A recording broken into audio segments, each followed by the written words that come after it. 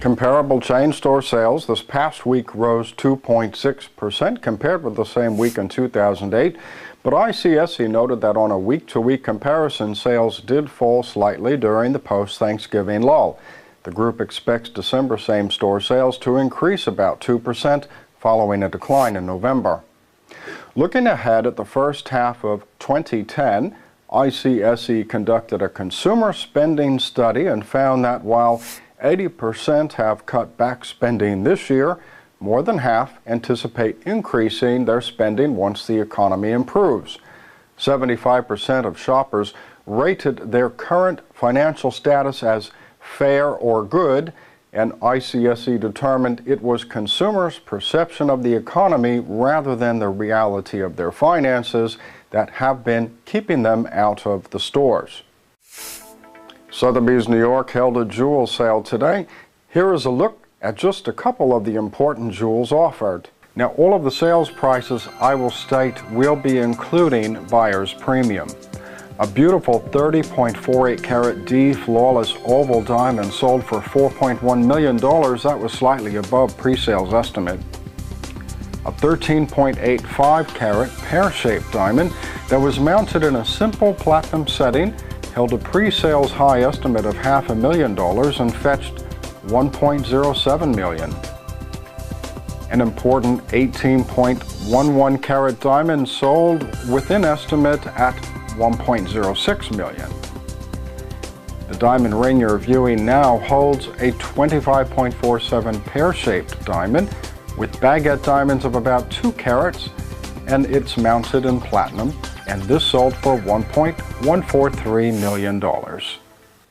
JCOC's Jewelry Buying Survey for the Thanksgiving weekend and Cyber Monday found that about 1 in 5 have jewelry and/or a watch on their Christmas gift list. Some of these shoppers have already made the purchase. Of almost 1,200 respondents to the survey, more than half didn't have jewelry on their gift list. But of those who did, 12% plan to buy 1 item, 8% plan to buy 2, 3% plan for 3 items, and 2% plan to purchase 4 or more jewelry items. Now, 85% of JCOC's respondents were female, so given that, 34% of those planning to buy jewelry will so for their offspring, 23% for a husband, 19% for a parent, and 14% for a friend. There was a group of about 60 respondents who stated they had made a surprising or unexpected jewelry purchase during the Thanksgiving weekend.